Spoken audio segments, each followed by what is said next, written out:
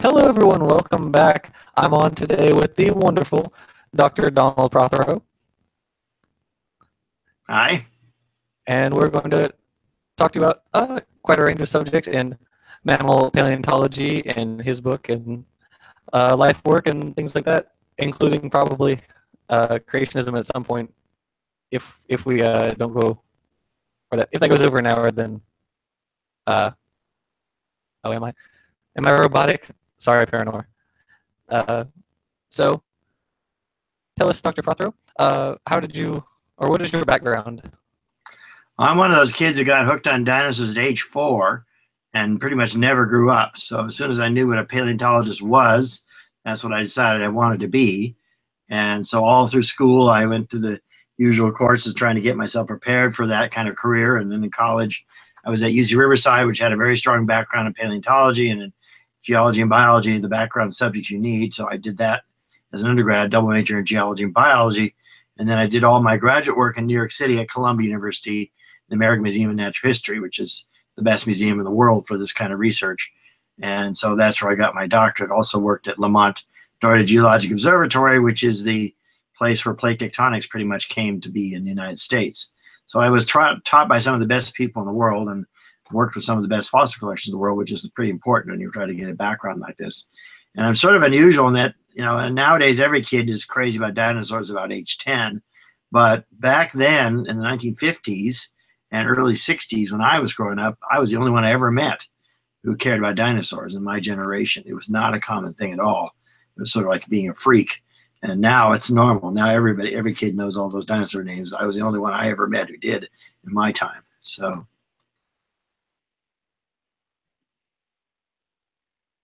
Yeah, I was into dinosaurs a lot. I still am. I really like dinosaurs. What kind of work have you been a part of? Well, I've done all sorts of work in the last 40 years of my career, and most of it's focused on fossil mammals. I learned early on when I was a college student that dinosaurs may be glamorous, but there's way more interesting stuff doing mammals because there's a lot more specimens and a lot less in the way of competition to use those specimens. So you have many options and many different kinds of projects, especially when you need large sample size to do things like look at, animal responses to climate change or population effects, things that are really more interesting, large-scale problems. You need big sample sizes, and mammals can generally occur that way.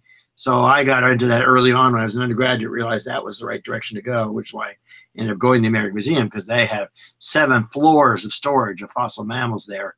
And there was so much to do there that I just barely scratched the tip of the iceberg when I started. And most of my career has been focused on large mammals, especially hoof mammals. I've worked on rhinos much of my career. For about 25 years, I worked on American rhinos, published a big book in 2005 on those. That's all been work I've done over the years. I've worked on camels a bit, and I have a lot more to do on them. Currently, I'm finishing revising all the North American peccaries, or javelinas. Those are pig-like creatures that we have in the Americas that are not pigs, by the way. They're just distant relatives. I worked on a bunch of extinct mammal groups, these musk deer and various things called dromaeosaurids and oreodonts. There's a whole slew of these uniquely North American groups that haven't, been studied adequately. And the thing about it was when I got started in New York, as I was mentioning, the American Museum is, of course, famous for the big collections of display specimens on the exhibit floors in the 4th floor of the old museum. But they also have, hidden from public view, a 10-story building inside a courtyard between the public and the not visible areas. And that's called the Frick Wing at the American Museum. It was built in the 1960s and early 70s, and it's designed to store this enormous collection of fossil mammals that was accumulated with the money of this man, Charles Frick, who was his son Henry Clay Frick, the guy who helped Andrew Carnegie become rich. If you've ever been to New York City on the 5th Avenue, they have the Frick Museum, which is the house he grew up in with all this famous art.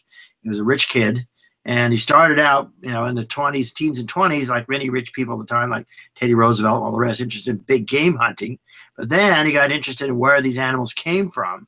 And so the rest of his life, till he died in 1965, his enormous wealth mostly went into collecting huge numbers of fossil mammals, especially in the western United States and some in China and Mongolia, and places where he could get into at least.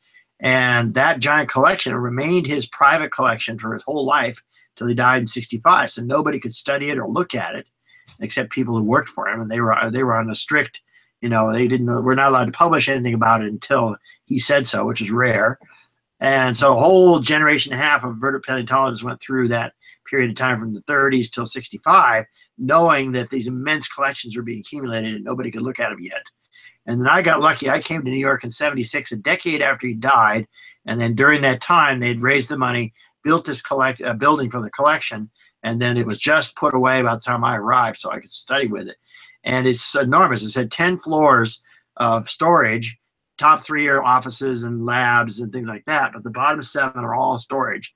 Whole floor of mastodons and mammoths, whole floor of rhinos, a whole floor of camels, a whole floor of horses, and 3 floors of everything else.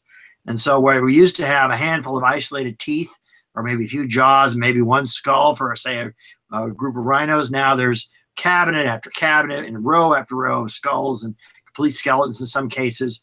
So everything that was ever known about American fossil mammals for the last 40 million years has to be redone because we have enormous new collections and make all the old species names and everything have to be re-examined. So as I said, I started in the early 80s working on rhinos. It took me 25 years to finish that. And that's all published in 2005. But all the North American rhinos are now figured out, and you can pull up the book and look up any part of them if you're interested. If you have an odd rhino tooth or a rhino bone, you can find the measurements on it. You can identify it now. That used to be not impossible. And bit by bit, I want to work on all the rest of those that really need study. So you know, a lot of them are done. A lot of them I'm still working on. I hope to finish the camels before I die. Camels occupy a whole floor by themselves, and there's just tons of new material there, and new species right and left. The peccaries I'm working on right now, same story. There was one guy who did his dissertation on them back in the 80s and 70s, and then he dropped out of the profession, never published any of it. So I'm going back over his tracks and redoing that work.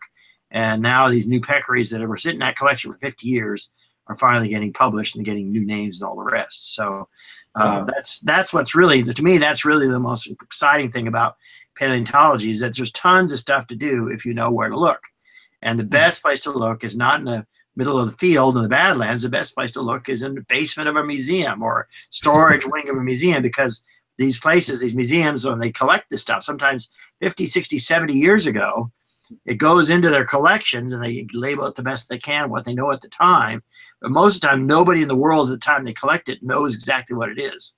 And so it gets put away with some kind of temporary name on it. And it's often decades later that someone who's really interested in the whole group will work on the whole rhinos or work on the whole peccaries and then figure out what's new and what's old. And so that's what I've been doing. So I don't have to, I don't need to go in the field anymore. I did a lot of that when I was younger and I was trying to raise grant funds. But now I'm mostly, if I can get a month in New York City, I can get more work done there than any other way. Wow, that's really cool. I actually work in the Museum of Zoology here at LSU Baton Rouge. I mean, I know the people there. Yeah, you know Dr. Esselstyn? Jake Esselstyn? Yeah. I work for him. Judy Chabot is the person I've known for the longest, but I think she's retired now. So she was the mammal paleontologist there for many, many years. So yeah, they have me mostly cataloging specimens. And so, because we got a ton of work that has to be done, every collection like that. And I often have to do all that stuff myself because a lot of the specimens that are sitting in the Frick collection they need to study. No one ever bothered to put a catalog number on it or get it officially in the records. And so if it's not done when I get to it, I've got to do it before I finish the project. So yeah, I know how you feel. Because Tulane orphaned up a large part of their mammal collection. So it all came to us, and I'm going through it right now. And just every time I see a specimen without a catalog number, I just think, gosh, what were these people thinking? Well, it's often because they're in a hurry, right? They get stuff in the field, they dump it in the lab, they don't have time to identify it, they usually don't have time to catalog it. And if you don't have an ID on it, it's hard to catalog it anyway because you have to have something to label it with. And so a lot of times there's just nobody who can do that kind of work. I mean, until recently, you couldn't identify any North American rhino very accurately because there was no up-to-date review of that whole group, and that's what I published in 2005. And so that's part of the problem. And a lot of the problem we have with the research that goes on now in paleontology is a lot of it's recently has been dominated by people whose whole idea of research is to spend it all at a computer, and they never actually look at real fossils or go in the field and get some sense of what's going on, because all this stuff that was published over the years gradually now gets added up into these giant databases that are online and for free access, of course. And some people's idea of research is to take these databases and find various ways to plot data and try to make conclusions from them. But I've kept saying this over and over again, I'm like a broken record now, at meetings, that's garbage in, garbage out, because certainly for late Cenozoic North American mammals, so many groups are not yet well enough understood and studied that we really can't decide how many species, how many genera there are out there. There's probably many new ones that haven't been described yet, and certainly I know a lot of old ones are still hanging around that people use that are out of date. So when I go through one of these databases, I published an article on this, you go through a database like that and you find it's full of mistakes and false identifications. If you know what you're doing, you can tell what they are. And nobody who compiled this knows this. You have to be a specialist to know what's good and what's bad. And unfortunately, your average graduate student or researcher who just walks in and opens up the database doesn't recognize its flaws, and they can make giant castles in the air out of garbage. And then, of course, I point that out. They don't usually enjoy it. So I can understand why. I think, yeah, I've been doing shrews. That's the main focus of Dr. Esselstyn's research is shrews, especially in Indonesia. And so I just cataloged a whole bunch of sauricids. Yeah, and that's the main family of shrews. That's right. Yeah. Yeah. So we're gonna start. They're all in little pins with little corks and vials, right? A lot of them are, yeah. That's the way most of them are found. They're screen washed, and you find isolated teeth. They're very hard to find because they're usually smaller than the grid size of most screen washes boxes. You have to use a very fine screen to catch them. So, yeah. So tell us about your book, Evolution: What the Fossils Say and Why It Matters. That book was originally published in 2007. I think I started writing in 2005 in its first edition. And it was intended as a sort of rejoinder to all these things I'd seen creationists write about, especially the late Duane Gish, who I debated once. They were going on and on about this and that and trying to do all they could to debunk and discredit the idea of transitional fossils. And of course, as a paleontologist, if you read that stuff, you can see they have no clue what they're talking about. Most of what they do when they talk about fossils is they quote mine very old sources or very outdated sources that are not representative of what we know now. And they pull a quote out of context that even more is it does not represent what we know now. And then that's their entire argument because they don't know one bone from another. These people like Duane Gish is a biochemist. Why would you ever trust him to tell you anything about fossils? He had no training that's relevant. All he knew how to do was to take quotes out of context. And that's their entire context. I mean, that book that Gish wrote, The Fossils Say No, all it is it shows that he knows how to steal bad lines out of books he doesn't understand. And so the result is that it's very discouraging to a paleontologist who actually knows the specimens and knows the state of the science in that particular group he's talking about to recognize how he's distorted things. But on top of that, no one had ever done a book which updates that stuff because as time goes on, these fossils keep accumulating. We get more and more and more of these amazing transitional fossils, and some of them make the news, a lot of them don't. And so when I started that book back in 2005 and 6, that was the primary function of the book, was to give a documentation of all these amazing fossils that are showing transitions from things to becoming whales and things becoming all sorts of stuff people don't recognize they're out there, although these articles have been published like briefly once and then forgotten by most people. And then the process also I put into what I learned over about 35 years of dealing with creationism and fundamentalism, and that is I started out as a Presbyterian when I was a kid, and family dragged me off to church all the way through high school, even though I was not much of a believer by 12th grade. But it was all the family did it, so I did it. And in the process, I decided to do my own spiritual quest. So as soon as I went off to college in Riverside, I said, okay, I'm going to look at this stuff up myself and learn about it myself. And so I did a ton of reading and classwork in comparative religions and the origin of the Bible. I learned to read the Bible in the original Greek and Hebrew, or at least I did. Wow. I can't do it anymore, but I did back then. And that really opens your eyes, because once you learn to read it in the original language, you're not reading some crummy translation. You recognize just how flawed it is, how full of mistakes it is, how full of things that don't belong there, how difficult it is to interpret what is there. There are many cases there's no clear agreement on what a particular passage means. And so there's lots of ways you can interpret it, but none of them which is clearly established. And all these people who take the Bible literally, first of all, they use one of the worst translations of all, which is King James, which is from 400 years ago. And we've learned so much more about Hebrew and Greek since then that it's ridiculous they'd ever use that, but that's traditional. And secondly, anyone who's actually read an original recognizes, well, this passage could mean this or it could mean that. And this passage is clearly out of date. It has language that was used in the 4th century AD, which would never have shown up at the time it's supposed to have been written. Those are all things scholars have known since about the 1850s. And certainly by the beginning of the 20th century, scholarship had shown that the Bible is a composite of many sources. I mean, the early Old Testament alone is a composite of about 4 or 5 different sources that were different Hebrew tribes and different Hebrew priesthoods that contributed different parts of it at different times. That's why in the book Genesis 6, for example, the Noah's flood story, if you read it carefully, you'll realize it's actually 2 different stories that are interleaved verse by verse. And in the process, one of them often contradicts the other. And of course, to the ancient Hebrews, this didn't matter. They weren't literal. But to modern people, they have to sort of hem and haw, not realizing that's what happened there. So that's some of the many things I learned, and of course, the philosophy of the science and all the rest as becoming a scientist at that stage of my career. Those things I learned in college by independent study and also taking classwork. And so, but much of what I learned about religion is in the front half of the book, where I talk about the origins of the Bible and what we know about it now and why it cannot be taken literally, because it's, first of all, it's impossible to take it literally if you read the original, and definitely ridiculous to do it in translation. So all that stuff is in there, along with, answers to common creationist misunderstandings of geology and biology. Almost all that's in the beginning of the book. So the beginning of the book has that. The second half, or maybe almost 2/3, has the individual fossil examples group by group all the way up. And that book was quite a good seller for quite a few years after it came out in 2007. And so then a couple of years ago, my publisher said it's time for a new edition. So that just came out about a month ago. So the second edition, which has Tiktaalik on the cover and an Archaeopteryx, is the new edition of the book. And that's hopefully going to continue to interest people. It's got a bunch of new stuff in it, a lot of new fossils that were found after the first edition went to press. I stuck those in there, and a lot more new ideas and more recent stuff about creationism. So when I wrote the first edition, intelligent design creationism was still going strong. And then the Dover decision happened about the time I finished the book.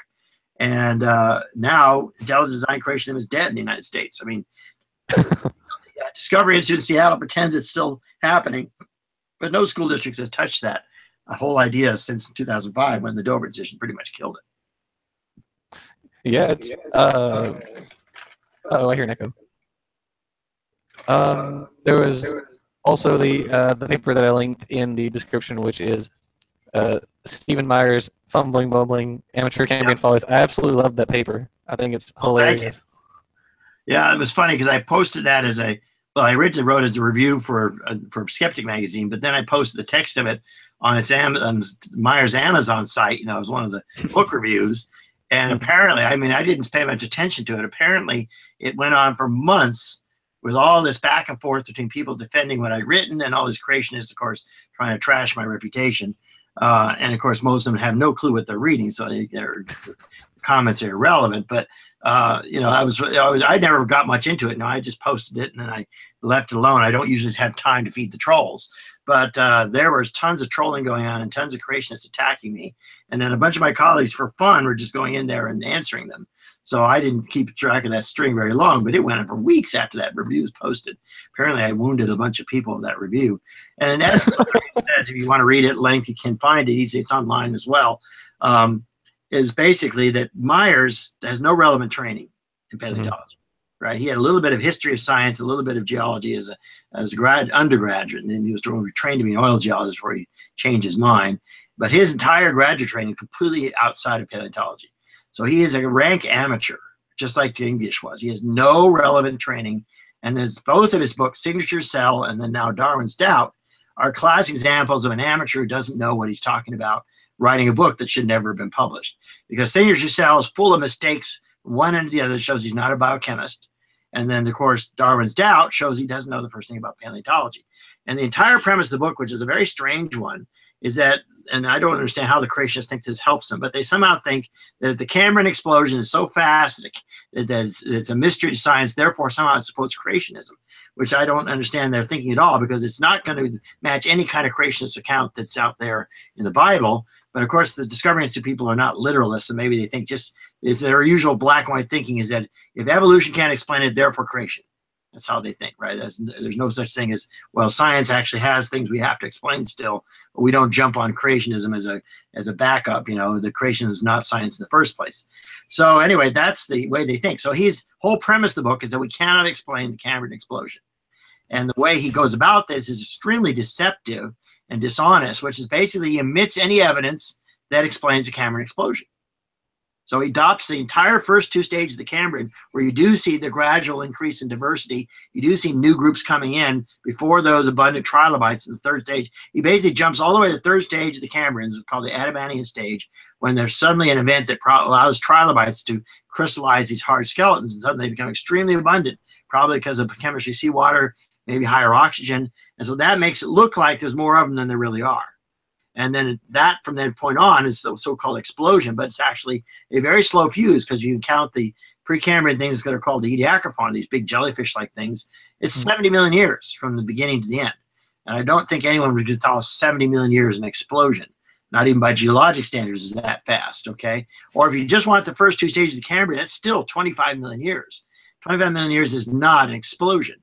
And it only looks that way if the geologists look at it from 500 million years later, and it seems fairly quick, but that's because we are using a modern time frame. So that's why I try to get away from the completely outdated phrase Cambrian explosion in the first place, even though it's well established and paleontologists are hard to change their habits.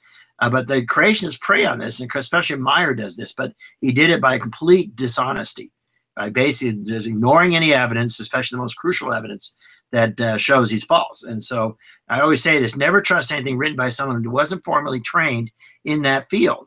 And Dwayne Gish's degree in biochemistry, he may have a PhD, but that doesn't make him expert on anything but biochemistry. And to pretend his PhD makes him an all-purpose expert is a complete fraud. The analogy I say is you wouldn't expect a PhD in biochemistry to fix your car or to write an opera, right? Their training isn't relevant, okay? And that's the same for here. If their PhD is not related to paleontology, which Myers isn't and Gish's wasn't, then you cannot trust what they say, because they have no formal training and no real expertise of which to judge what they're reading. Yeah, I'm sure it would come as no surprise to say that most of the guys who work for the Discovery Institute are dentists or lawyers or something of that nature, and they're writing about evolutionary biology or cosmology. Yeah, it's a problem, with amateurs who think they're better at that stuff than they really are. And so usually the case of number one, of course, these guys are biased because they're trying to look for religious connections to what they're working on. So they're deliberately cherry picking data and just using confirmation bias, all these other things to find stuff that they think shows the case what they want, ignoring everything else, which is not legitimate science. And then number two, even when they do write about it, anyone who knows those fields can read that stuff and immediately see they don't know what the hell they're talking about, because they don't have enough training to understand what those words really mean and what it's like to actually be in the field. They're just reading secondhand, third-hand sources, quoting them out of context. It's like what kids do in book reports when they're in elementary school, and it's just about as bad as that. Yeah, they love your term stasis.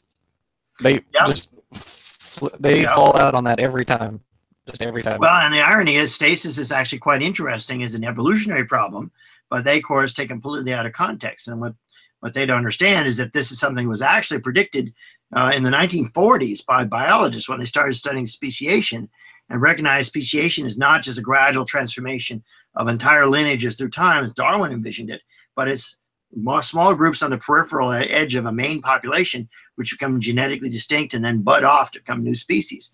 And so I was actually a student of Niles Eldridge and Stephen Jay Gould, who published the famous punctuated equilibrium paper in '72, and they had pointed that out, that 30 years earlier, biologists were looking for a totally different idea how speciation occurred, and paleontologists were looking for the wrong thing.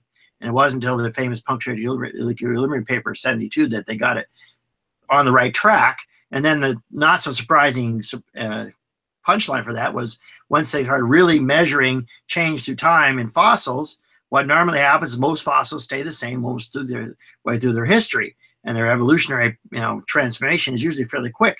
It may not even be in the fossil record at all if it's usually too fast for the fossil record to record. But stasis in itself is an interesting problem. It shows that fossils have, or extinct organisms have, a lot of stability that prevents them from tracking the environment very closely, prevents them from showing much change. And in retrospect, it should not have been surprising that they show this, because the entire foundation of biostratigraphy, which uses fossils to tell you what time it is found on the idea when you find a fossil the first time, that establishes one time plane. That fossil then ranges through millions of years of strata until it disappears. And if they change all the time, biostratigraphy wouldn't work. And so we already knew the fossil records, most examples of stasis. People just stopped looking for that because they were looking for change and not non-change. Now stasis is one of the more interesting areas, but of course it has no relevance to creationism because it does not in any way invalidate evolution. Right. It's just the details how evolution works at that point scale. Right. I interact with them a lot, and I started making YouTube videos. And one recently I made is on hominin evolution. And if you just ask them what they think the fossil record shows, if they use that phrase at all, I know Kent Hovind doesn't like to use that phrase, but they think, I don't even think, they don't really know what they think the fossil record looks like. They're full of myths that they were fed by somebody. Yeah. And not representing anything modern anthropologists think, that's for sure. So, right. Go ahead. Yeah, they don't know. They say, because if you ask them, does it show the flood? I actually came across a video by Genesis Apologetics a little while back that was saying the fossil record shows evidence of the flood. Of course, they can't tell you why. No, but it doesn't show that anyway. So that's all myths. They've been fed by people who don't know what they're doing. So, and the irony is that record of human evolution now has become extraordinarily good, considering how recently this has happened. I mean, a century ago, there's just a handful of fossils, and even 50 years ago, there's still just a handful of fossils. And now there are thousands and thousands of specimens in certain key museums, like especially those in Africa. And then on top of that, of course, there's many different genera now, members of our family, hominins, and of those, each have multiple species. So human evolution is like a big branchy bush.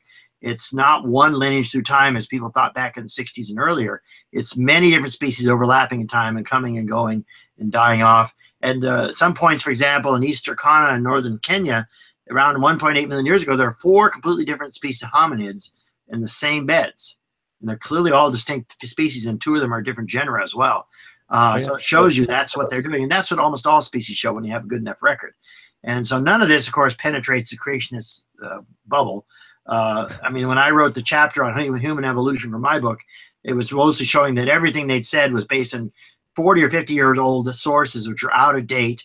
Or in the case of Duane Gish, not only out of date, but he quoted a guy who was an obvious maverick who nobody else took seriously in the field, a guy by the name of Solly Zuckerman, to keep on quoting him to show things that nobody else agreed with, which is easy to do. You can always find in any field some crank or extremist or crackpot or contrarian who doesn't agree with what the science has been consensus, and you quote that guy out of context, boy, you'll get anything you want in the way of something disagreeing with the consensus, but that doesn't represent anything we really understand. And so I tried to clear that up. I mean, the example I used in my book was talking about this famous, march of humans through time. And that's an old icon, it's universal now. Every editorial cartoonist uses it, everybody, but it's completely wrong. And it has been wrong for 40 years because it's actually a bushy branching tree, and there's no one species of human per time as you normally see in those things. So first of all, the imagery is wrong in the first place. And that's what creationists are attacking, is a false image we don't believe anymore. And then number 2, when you see what they do, and there's a famous little pamphlet by the famous Jack Chick, who made all these outrageous, evangelical pamphlets and gave them away by the thousands everywhere. So they were very effective in their own way. He has one called Big Daddy that attacks evolution. In the middle center spread is a little stapled pamphlet. It's only about that big. It's 3 inches by 6 inches. He's got this march through time of human species, and every single thing he says about every human fossil there is wrong. He says, well, Neanderthal was just a man with rickets. So that was an idea that someone had a century ago. It's gone. We have better specimens that aren't diseased now. Peking man has never is lost and has not been found. Well, the original specimens were lost when the Japanese are invading China, and the U.S. the military and the Chinese were trying to get him out of China before the Japanese got him, and they got lost. But they had replicas made of all those before they were lost. They're in every museum around the world, and their new specimens have been found in the same cave since then. This is all how they lie about stuff, right? This is basically distortion or outright lies about what the fossil record humans like. And of course, it ignores the 95% of the new specimens that have been found in the last 30 years because they can't do that. One of the best ways I've ever seen of shooting down a creationist on human evolution, you can go to this video online and on YouTube. It's called Conspiracy Road Trip Creationism. Oh, yeah. Have you seen that one? It's an hour long. Yeah, you were in it. It's basically a reality show where they take 5 believers in some crackpot idea, and they're all British. This is a British show. They fly into the United States. They put them in a minivan, and then they drive them around to various places where they can be confronted with evidence. And so they have 9/11 truthers and 7/7 truthers, which is the British version of ours. They have, you know, creationists. They have UFO believers. Each one of these episodes is a different one. And most of the episodes are just typical stupid reality TV stuff where they have the various people in private interviews trashing everyone else on the bus. Now that's what they get. The human conflict is what the pretty much the entire meat of the story. But in the case of this episode, I was asked to participate, and I came in on the very first segment. They had me stand at the edge of the Grand Canyon, and they had this Irish creationist who had already read all the standard creationist literature about the Grand Canyon. The only place they look at any geology is that one place on Earth. And he was all ready to start to counter me in every way, but they cut off most of the stuff we said. And in fact, I brought giant, placard art to show, and I had a bag full of fossils that I showed which came from different layers in the Grand Canyon, showed the change through time. Even the Grand Canyon shows it, none of which was kept in the final version. They cut it down to about 3 minutes, and basically where I shut this guy off and said, yeah, I don't believe you guys are actually scientists, that was where we cut him off. But then they had a clever idea. They took me over to a place called Horseshoe Bend near Page, Arizona, where the river does this really weird thing. It does big loops, which only happens today at rivers that are down close to the mouth of the river at the ocean, where the river slows down and meanders. And yet here it's on top of a plateau 6,000 feet in the air. And the reason for that, of course, is that the river did used to go to the ocean right there. It had low meanders, and then it was uplifted the last 5 million years. The plateau was pushed up in the sky, and the river's carved down what should have been a feature near the ocean and put it into a big vertical canyon that's 1,000 feet down. And so that's what we know about Horseshoe Bend. But you show this to creationists and say, well, how the heck do you do this with Noah's flood? And they can't come up with an answer because as we did a demo in the thing, they took a bucket of water and just rolled it down a slope. Well, if water is rushing down, let's say this is the flood draining away after it's supposedly deposited every layer of the Grand Canyon, it'll cut a straight valley or very close to a straight valley, especially if it's steep. And it will never cut a big, broad, windy thing unless it's at the very end and close to sea level. And especially because if it's draining fast, it can't do that. So how they explain that? Well, they were completely blindsided because these creationists don't know any geology. All they know is what they've memorized, usually about the Grand Canyon. You show them any other geology outside the Grand Canyon, and they're ambushed because they don't understand what they're looking at. So that sort of floored him, and it was the idea, actually the producer's idea to do that. Anyway, but the point I was getting to, sorry about that. The end of the video, you stick around to the very end. They take him to Berkeley to meet with Tim White, who with Don Johansson was the guy who found the famous hominid called Lucy in Ethiopia. And so he was meeting with them up at Berkeley. They came up to Berkeley in his lab to visit with them. And he did a very clever thing, which I thought was the most effective way to battle creationists on human fossils. He put 4 skulls, replicas of the original skulls. The originals are, of course, in Ethiopia. But he has 4 replicas of 4 different skulls. So he puts them on a table. He tells them, okay, arrange those in whatever order you think is appropriate. And then, of course, it's pretty easy to see which one's most primitive, which one's the most advanced, look like a modern human skull. Anybody can see that. So they sort them out. And says, that's exactly the order we find them in Ethiopia. So this one here is near the bottom of the stack, and this one's here near the top of the stack, because that's where they come from, all of them. And they just showed human evolution without intending to. So they, of course, won't acknowledge that they've been shown that they've demonstrated human evolution themselves. But of course, that is an easy way to show that the evidence is there if you just don't sit there and spout out-of-date quotations, but actually look at real fossils. So, yeah, with regard to the Grand Canyon, you say that's like the only geology they know. You've heard of Sicker Point? Yep, I've been there. It's a very amazing place. You know, creationists have to date no explanation as to why it's a layer, an eroded layer, and then. Oh, we can't. Yeah. They have absolutely zero explanation for it as of. They ignore 95% of geology, actually. And then one of the things I did in my book in the new editions, after all the stuff about the Grand Canyon, which is a whole chapter, and just how they distort the record of the Grand Canyon, which I've rafted twice now, and I've done a bunch of other stuff there, so I know it pretty well. Not only do they correct all the lies they have about the Grand Canyon, but then I show a typical section, let's say, in the central Nevada, where it doesn't look anything like the layer cake of the Grand Canyon, and no single flood could ever produce that. And point out that's what most of the world looks like. It's complicated, it has many faults cutting across other faults, and layers are cut by faults, they're cut by more layers, they're cut by faults. And nothing like that can be explained by the Great Flood, because they don't ever want to look at anything that isn't easy to explain by the Great Flood. So this is the way they work. They're extremely narrow. They focus on what they think will fit their viewpoint and ignore 99% of the data, which is not legitimate if you're a scientist. Yeah, I'd love to see how they explain something like the fragile formations at Glen Rose or something like that. Or they have like the very tall like pillars with like the big rock on the big part on the very top. Yeah, I'd like to see how they explain things like that, because that'd be very interesting. How does this giant destructive flood create these?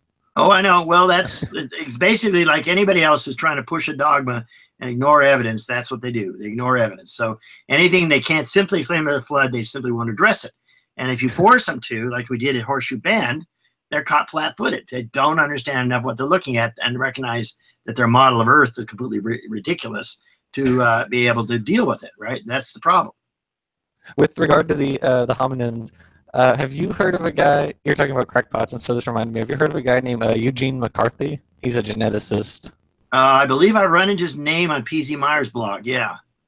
Not that Eugene McCarthy ran for president. I know it's another one. So I believe he's got one of these crackpot ideas in development, as I recall. I can't remember the details of it anymore. It's been too long. So. Yeah, he says that humans are the offspring of a chimp-pig hybrid. That's right. That's right. I ran into that, and I did a blog post on it. Yeah, that just shows you what crackpots will show up on the internet if given the opportunity. The thing to remember is if you read on the internet, most likely it's false. That's my general rule of thumb. Because very little that's good actually ends up on the internet. And most stories you run on the internet are crackpots websites and crank sites and crazy shit like that. And you just have to recognize that there is no quality control online. Anybody and everybody can put anything they want online, and there's no sorting it out. And the real place where it's sorted out is in scientific literature, because on contrast, the internet, scientific literature is extremely well sorted and cross-checked and peer-reviewed is what the word we use, where if you submit an article to a scientific journal, 2 or 3 or more reviewers can look at your paper anonymously. You can't even tell who they are, and they can trash it as much as they feel like. And that's why nothing gets published. It doesn't at least go through that screening of, the obvious mistakes and all the rest. And then even if it does get published, especially if it's fairly controversial, within a few years, more people will have looked at the idea and looked at more data than you did. And if it's still good, it'll sort out. And that's where a person with a long history, and I feel like I know when ideas were popular, the media reports this big splashy stuff every week. And if you go back 5 years later to see what they reported, 90% of those have turned out not to be true. The scientific research always changes. And very often an idea that makes a big splash in the media initially turns out not to be true when enough people have looked at it over enough areas. But you'll never see that mentioned in the media, right? Because reporting an idea is debunked, that they reported as valid, is not something media like to do. They like to constantly put out new stuff, and then they pump it all full of air. And then the scientists just to let the air out. And that's the way it works, And that's why we trust scientific data. It's been checked and rechecked, and the more controversial it is, the more likely every last stone has been turned over to look for every possible problem. And that just simply doesn't happen in any other thing. It doesn't happen in politics. It doesn't happen in religion. It doesn't happen in sociology. That would be the point of religion. Science, we have this kind of quality control now. And not in the media anymore either. The media doesn't even fact check anything anymore. So the big one a few years ago was Darwinius, which they said was there was a source, and Richard Dawkins put it in his book. It was his book, Greatest Show on Earth, and it says this is the fossil that finally proves evolution. Yeah, that's typical media screwing it up. Yeah, no, what it is a very nice specimen which we have actually several now from other kinds of primates from a famous locality in Germany called Messel, which is an ancient lake bed where the fossils had died and they were fairly much preserved intact because the water was very quiet and very stagnant. And it was better than most of the ones we have out of there. We have other primates not too different from it already from there. And when it finally got publicized, the guys who did it, first of all, the scientists went too far with it, and they claimed it was closer to humans than it really is. It's actually things like tarsiers and their branch, which is closer to the human ape monkey branch. And this is a member of a extinct side branch called the Adapids, which has never really been taken seriously as a close relative of humans. But the guys who pushed it believed that. So they were definitely already in the minority among anthropologists when they overinterpreted the specimen as being close to us.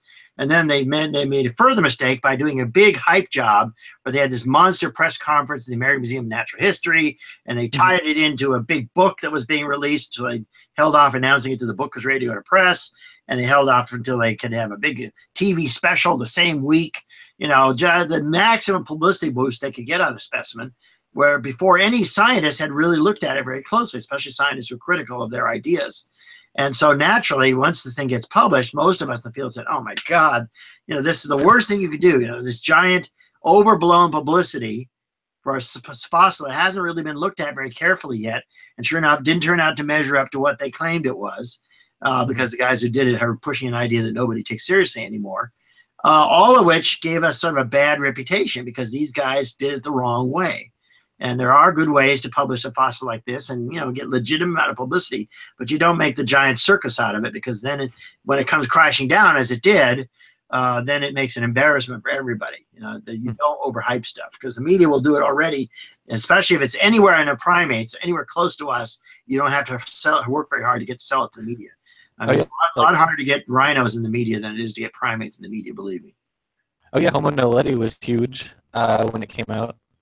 Yeah, and that's a very specimen. The jury's still out on that because a lot of that material is still not fully described. It was described in a very short version and some online publications, but there's a lot more. It has to be, you know, everything has to go through other scientists who are not in the original project, and they have to have their turn to really study those bones before the rest of us will take it really seriously. And that's what happened with Darwinian. So as soon as anybody who knew the problems with the Adapid model saw Darwinian, he said, okay, this has the same problems as every other Adapid. It's just an Adapid. It's not a relative of the hominins. So that's the big problem. The media only get it at the very beginning stages when we really don't know for sure whether the original scientist is right or not. And it's usually a 5 or sometimes 10 years later, but in the case of Darwinian, 6 days later, that the critical scientists who have better access to better data will come in and really weed it out, and then the rest of us learn the lesson because we'll see at a professional meeting or somebody will debunk it and it'll be published, but the media won't make notice of it. So I'll know because I stay on top of the field what ideas have died and what ideas are still taken seriously. And so when I write a book about a subject or whatever, it's based on staying on top of the field for 40 years. But you know, the media doesn't have that expertise, nor do they have that attention span, right? Right. You know, they have to have something flashy that lasts for at least 2 days, and then they go on to the next story. And that's the way they work. And it's really this short attention span, attention deficit media, you know, that really screws up science because a lot of stuff just gets thrown out there. Nobody knows what to think about it. They don't even get the ideas right usually, and then it's forgotten, except by the people who have to clean up the mess. Yeah. Well, this kind of segues us into another topic I wanted to touch, which was what are some controversial ideas in mammal paleontology today? Oh, there's a whole slew of them. It depends on what level you want to talk about. Certain topics like mass extinctions are always subject to a lot of controversy because the data are not very clear-cut one way or another. And so, for example, before I was talking to you, I was pulling up a bunch of literature on the extinction of the Ice Age megamammals, the big mammoths, the mastodons, saber-tooth, and all the rest. Every mammal about 50 kilograms in North America and South America, and to a lesser degree in Asia and Africa, and to a much lesser degree in Australia, all vanished toward the end of the last Ice Age. And over the years, that controversy has swung back and forth and back and forth. And there's been people claiming humans did it. And there are a lot of people say, well, it also coincides with the end of the last glacial and a fairly big climate change. And then there's also ideas that come out once in a while, like Ross McPhee at the American Museum claims that diseases wiped them out. which is interesting, but there's no way to test that scientifically. And then others, say, well, a comet hit the Earth at that time. That's been debunked, even though it made a lot of media attention for a very long time. So all this stuff constantly comes and goes. And so I'm actually pulling these articles together because I've got to run a graduate seminar in 2 weeks. So I'm going to assign them all different ideas for why Ice Age mammals died out. And they're all going to end up finding themselves all disagreeing with each other because the literature is all over the place. And the big answer is, at the end, it's complicated. It's not a simple yes or no answer that you can just memorize. It's probably got an element of humans in some continents, but not in others. Definitely has an element of climate, and there's probably other factors involved. There's not a single yes or no answer. The same applies to the end of the age of dinosaurs. The media story is rock from space hit the dinosaurs, end of story. And that's the oversimplification that everybody who doesn't keep up with the field hears and thinks they've got the right answer because the media gives them that answer. But in the profession, especially in paleontologists, almost nobody believes the rock from space did it because at the same time that thing happened, there was also the second biggest volcanic eruption in Earth history going on in what is now Western India and Pakistan, so-called Deccan lavas. And they pumped a huge amount of greenhouse gases and other stuff into the atmosphere right about the end of the Cretaceous. And in the process, they transformed the planet. So a lot of these animals that are supposedly going out at the end of the Cretaceous are actually going out well before the end of the Cretaceous, which means the climate was changing fast and the atmosphere was getting really bad. And if the rock in space killed anything at all, it was just a coup de grace. It was the last stroke from a long period of bad things. But you will never hear the media say this because they get this simplistic feed from a handful of scientists who already have their ear, especially people who aren't paleontologists, like geophysicists, who don't understand the complexities of biological systems. And they like simple, neat answers. And so does the media. But paleontologists are, part biologists. We understand nothing in life is simple. There's a lot of complexity, a lot of fuzzy ideas. Right. Yeah, I read Darren Nash's book last semester, and it was a very good book. Is Dinosaurs: How They Lived and Evolved. I know Darren. Yeah. Yeah, and so he talks towards the end of it, like most of the was already gone. Oh yeah, that's well established. It's down to just a handful of things around, but the rock from space showed up. Triceratops, T-Rex, maybe 2 or 3 other things, and they're very so scarce at that point. There's actually no dinosaur bones found right at the boundary. They're already fading out pretty fast. So you can decide what that means, whether it really means they were gone before the rock from space or just the sampling is not very good. But either way, the total diversity was way down through that last 10 million years of the Cretaceous. And that's not due to the rock from space. They were already going through bad times. And that's the same of almost all the other things that do die out, especially in the marine realm, where a lot of these big clams, these giant clams the size of a 5-foot dinner plate, and these big clams look like ice cream cones. Well, they're gone before the last stage of the Cretaceous. They're gone a long time before any rock from space. And so a lot of these things are really, people have neglected to notice that you can't explain those with the simplistic model that the media like to present. Yeah, definitely. I think I'm really, I was reading about perissodactyls a little while back. Thanks to RJ Downard. And I can see that there is a very nice transition of perissodactyls, starting with like Homogalax on Homogalax, Homogalax, on the one end, then getting slowly more advanced as it goes on. It's just such a nice transition. Right. So that example is actually in my book, and it was an eye opener for me because the first time I recognized this was when I was a senior in college, and my advisor gave us all a class project, and he gave us a bunch of jaws and teeth from the early Eocene in the Bighorn Basin, Wyoming, where there's abundant large collections. And I ended up spending a lot of time, my collection ended up having a lot of Homogalax and a lot of horse jaws. And at first I couldn't tell that they were 2 different things. And then I got my eyes tuned and I could see slight differences in the teeth of a tapir relative like Homogalax versus the horses, which used to be called the Rachytherium, but that name's not valid anymore.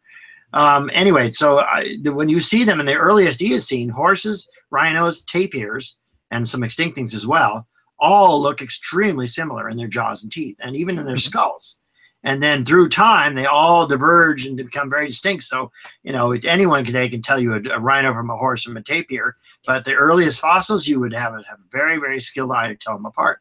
And that shows you just how much evolution has occurred to separate these groups, and then they trace them back in time. They all go back to something that's really, really similar. So only an expert can tell which one is which.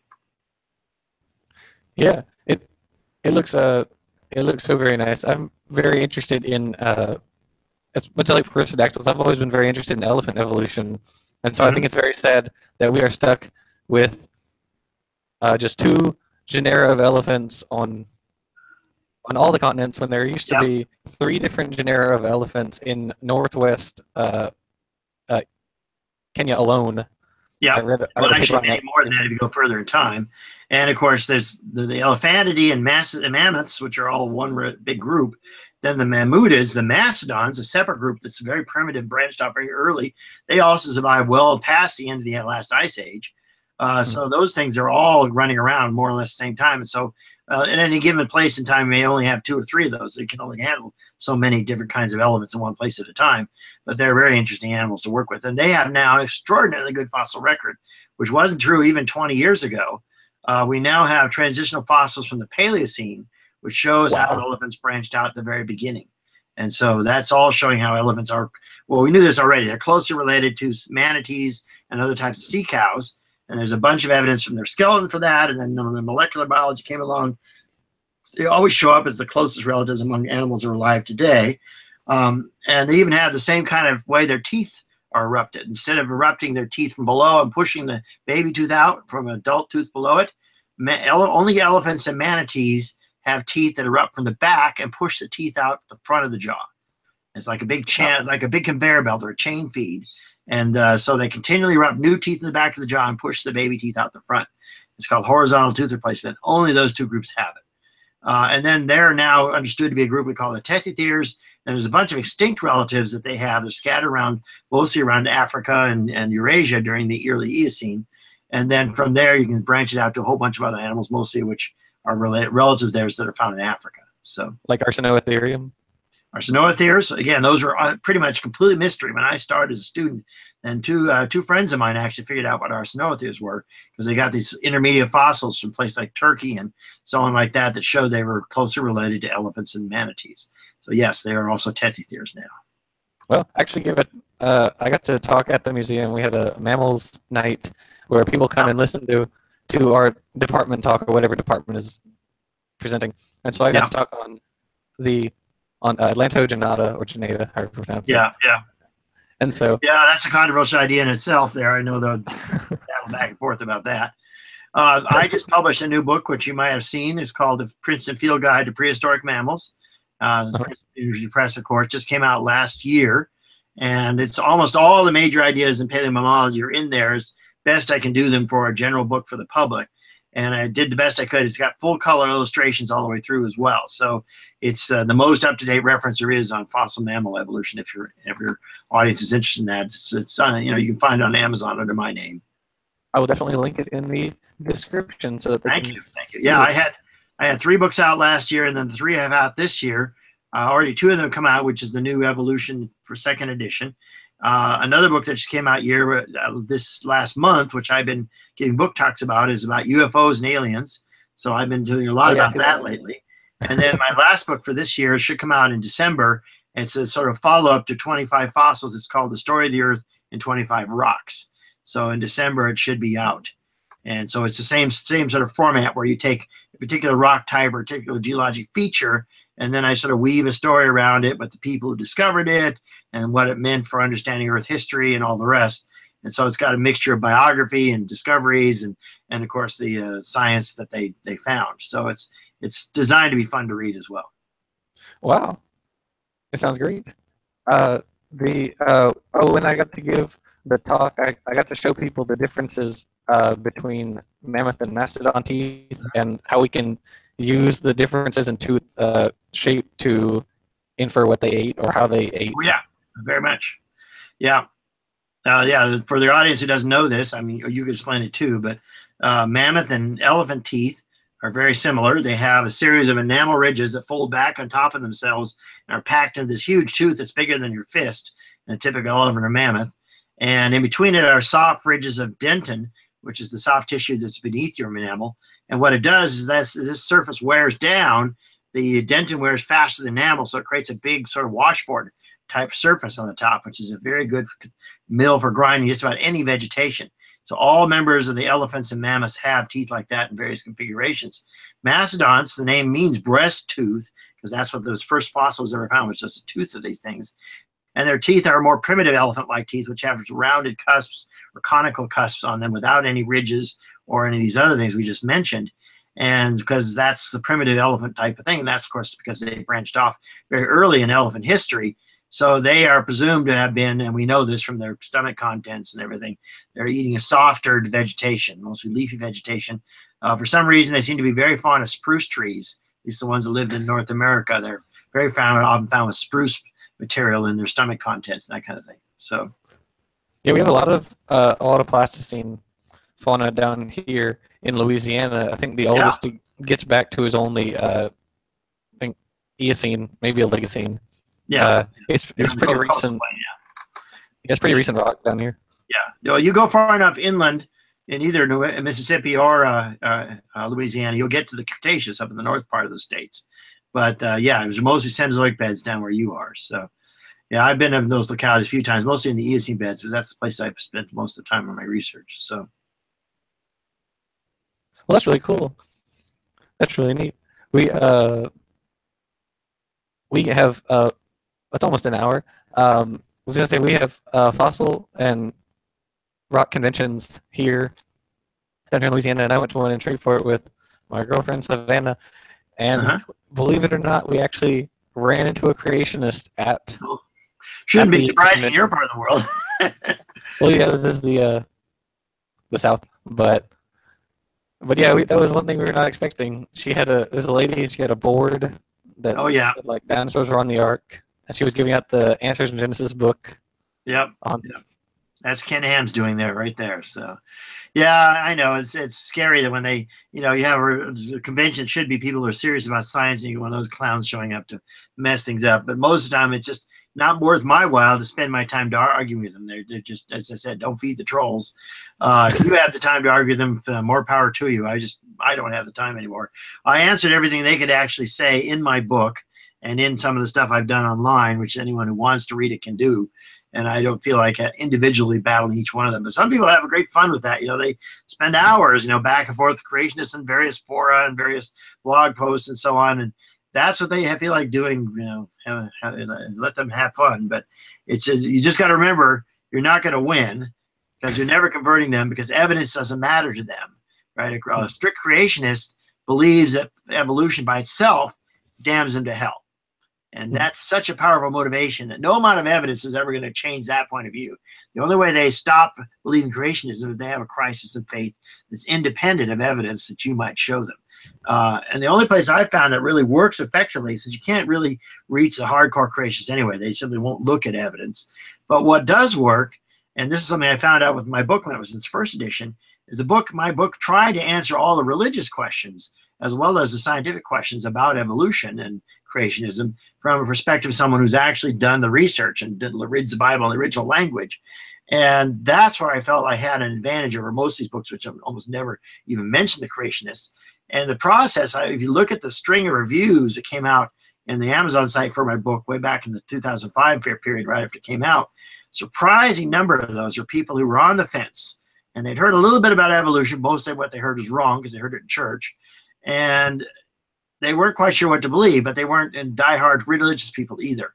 And my book apparently tipped the scales and allowed them to get off the fence and recognize that there was a science here and that they were being told lies about evolution all along. And that's where people I feel like you can really reach. People who are not quite sure what they think and mostly don't know enough to know why they don't understand it. And if you can get to them with something persuasive and show them a lot of evidence, they're the ones who are not closing their mind to evidence, unlike most creationists who won't listen to anything. So, yeah, I think it's really scary. You've heard of the backfire effect when you give them too much evidence. Right. If you try to work with someone who's a diehard, you're just wasting your time because they won't change. And as you know, the backfire effect, for those who don't know, is that often they will retrench and dig in and actually believe their crazy idea even more because the idea is attached to some important emotional or psychological need they have. Like for creationists, it's believing that they're going to go to heaven. And that's going to override any evidence you ever provide them. For a climate denier, it's believing in the power of capitalism and the evils of government. And no amount of evidence you're going to show is going to change that, because that's really what motivates them. And so, and the problem that people have when they try to argue with people who are in this denialist mode, and I wrote a book about denialism back in 2013, that they are not easy to persuade, because what they're thinking is not something, just an idea with evidence. It's an idea that's connected to their internal worldview, their most cherished beliefs. And you don't change that easily just by showing them more evidence. Instead, you either make them more confirmed in the backfire effect, or at least they basically entrench themselves and they're not willing to change what they're thinking. And that's a big problem, because in this country, and only in this country, do we have a political system that's run at the moment by science deniers. I mean, we have a government that's run mostly by climate deniers, from the president on down. And most of the ones, especially in Congress, are also creationists. And so everybody who's, for example, on these House and Senate science committees are science deniers, which is tragic and scary, really, is what's most worrying to me. And that's something we have to change in the next election. So, yeah, I agree. One more thing with regard to your book, I saw the lecture you gave on it, which I think was in 2015. Yeah, I was in Dallas, Texas, where a friend of mine set up a big sort of temporary stage so we could record it. I did a talk on that book back when it first came out, which was not well recorded. So he did a professional job recording it in 2015. And so, yes, that's very popular on the YouTube now. Oh, yeah, it's a very good lecture. I'll have to link that one also in the description, because I liked it a lot. I think that was one of the first... Back when I saw that was one of the first places I'd seen information on kind of the transition from the protochordates to like the first real fish, you know? A lot of those fossils are now known, and they weren't known that long ago. So, yeah, that was something. Seth Andrews, the guy who does Thinking Atheist podcast, set that up because he lived in Oklahoma. So he met me when I was at a meeting in Dallas and set that up there as a small studio. We had that set up.